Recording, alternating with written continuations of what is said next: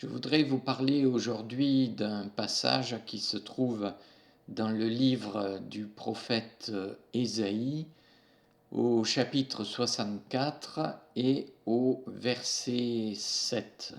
Je lis donc juste ces quelques mots. Seigneur, notre Père, c'est toi, c'est nous l'argile, c'est toi qui nous façonnes, tous nous sommes l'ouvrage de ta main. Voilà donc ce passage du prophète Ésaïe sur lequel je voudrais méditer aujourd'hui. Quelle audace de la part de ce prophète! Certainement que nous ne mesurons pas la hardiesse de ses paroles et leur caractère subversif. Comment ose-t-il dire à propos de Dieu, face au peuple hébreu qui est revenu de son exil à Babylone, « Notre Père, c'est toi. Abraham, en effet, ne nous connaît pas, Israël ne nous reconnaît pas non plus », ce qu'il dit un peu plus haut. Car jusque-là, on avait plutôt coutume d'en appeler au Père des croyants, c'est-à-dire à ce patriarche vénérable, exemplaire, plein de foi, d'en appeler à Abraham et à Jacob Israël, lui qui porte ce double nom. Les Hébreux disaient volontiers « Nous avons pour père Abraham », une expression que l'on va retrouver jusque dans les évangiles et qui sera dénoncée comme une assurance illusoire. Jean le Baptiste, par exemple, dira aux foules venues le voir « Ne vous avisez pas de dire en vous-même, nous avons pour père Abraham, car je vous le dis, des pierres que voici, Dieu peut susciter des enfants à Abraham. » Jésus dira à propos de Zachée, pour qu'il soit réintégré dans la communauté, « Aujourd'hui, le salut est venu pour cette maison, car lui aussi est un fils d'Abraham. » Contre Jésus, on dira, « Serais-tu plus grand que notre père Abraham qui est mort?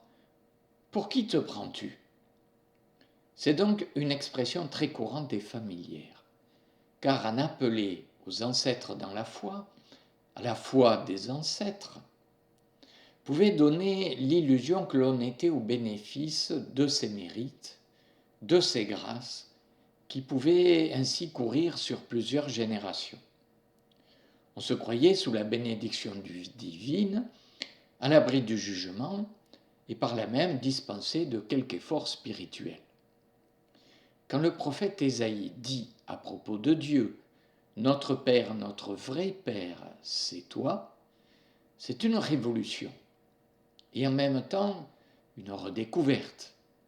Comme le dira Jésus bien plus tard, lui qui utilisera une expression encore plus familière et intime en disant « Abba », c'est-à-dire « papa », pour désigner Dieu et jusque dans la prière qu'il enseignera à ses disciples, « Notre Père qui es aux cieux ». Ce que le prophète indique ici au peuple, c'est qu'il doit changer de filiation, réévaluer sa filiation. Ce n'est plus la filiation et la génération par la chair qui comptent, c'est-à-dire par Abraham, mais c'est une filiation par l'esprit. C'est-à-dire que le prophète réévalue et relativise en même temps toutes les appartenances humaines, les appartenances par la chair. Ainsi, tout ce qui constitue notre humanité, notre histoire, nos ancrages géographiques, nos contextes familiaux et sociaux, tout cela est transcendé, dépassé par une appartenance et une relation, une filiation qui déborde toutes les frontières et les barrières humaines. Notre Père à tous, c'est le Seigneur. C'est donc lui qui fait, en même temps de nous tous, des fils et des filles, des frères et des sœurs. Cette filiation, non plus par la chair mais par l'esprit et par la foi, vient bousculer bien des certitudes ancrées dans le peuple hébreu, qui avait et qui a toujours justement inscrit sa filiation dans la chair même de ses enfants. Nouvelle filiation dit nouvelle relation. La relation à établir n'est plus celle qui relie à Abraham, mais celle qui relie à Dieu directement. Il faut reprendre à nouveau frais l'obéissance et la foi que le Seigneur attend de ses fidèles. Abraham ne peut plus servir de prétexte, de caution, de dérogation et d'attestation pour une obéissance et une foi qui doivent désormais se décliner sur le mode personnel et individuel. Autrement dit, en langage plus moderne, Ésaïe dit au peuple hébreu, on ne naît pas juif, on le devient, chacun par la foi.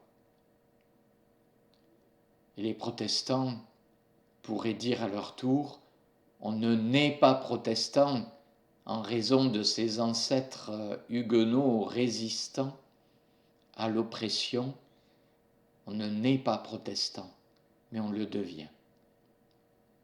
Chacun par la foi.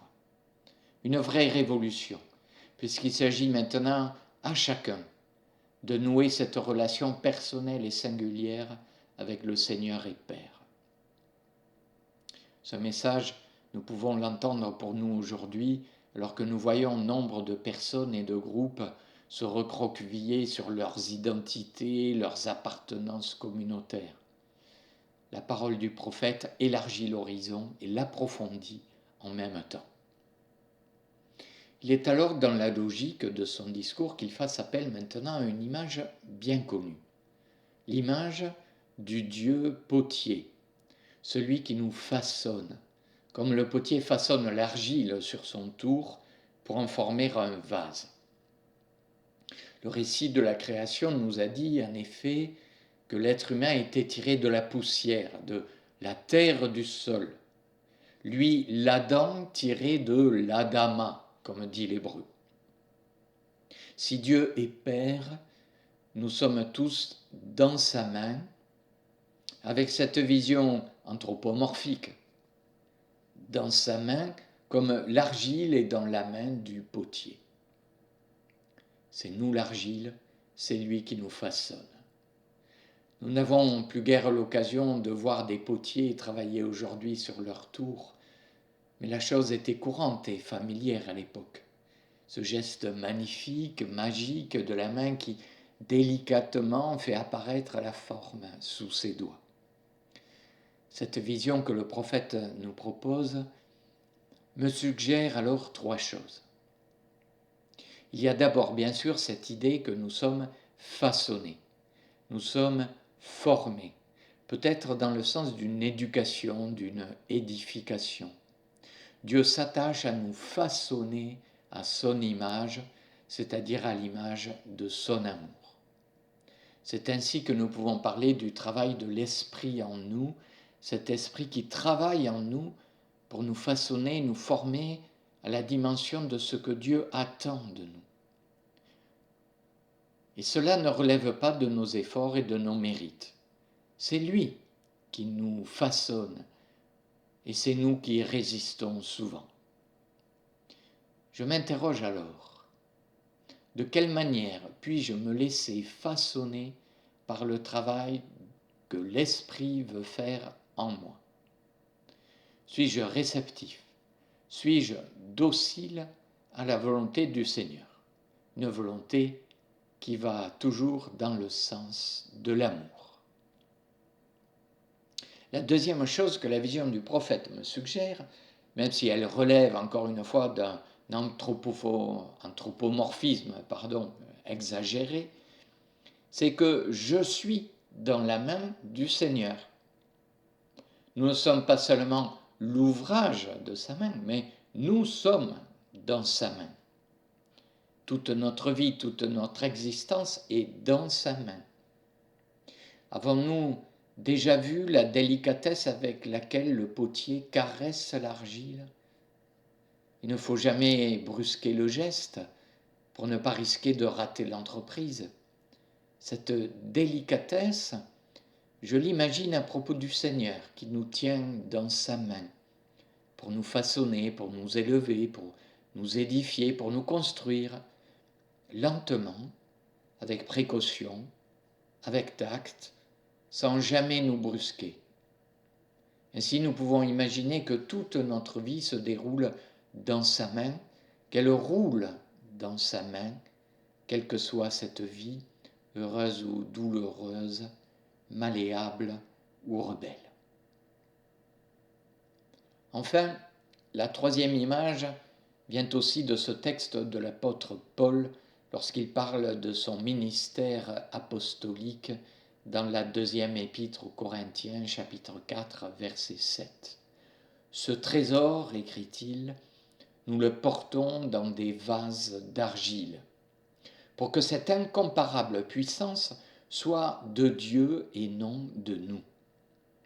C'est donc l'idée de fragilité qui me vient, la fragilité du vase d'argile. Il n'y a pas besoin d'épiloguer sur la fragilité de notre condition, de notre vie, de notre société et de notre monde encore aujourd'hui.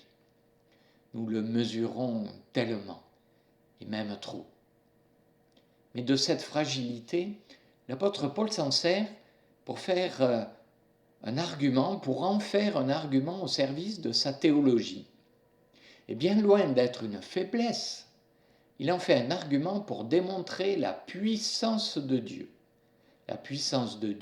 en nous. S'il y a ainsi une gloire à retenir, un mérite à faire valoir, une œuvre à revendiquer, c'est l'œuvre de Dieu même. Ce n'est en aucun cas la nôtre. Le trésor dont il parle, c'est le trésor de la gloire de Dieu. Cette gloire qui, à la suite du Christ, prend forme et visage en nous, dans ces vases d'argile si fragiles.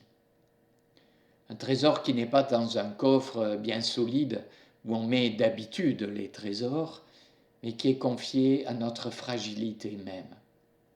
Ce trésor, c'est celui de l'Évangile, de la foi, mais aussi tout simplement de la vie, le trésor de la vie.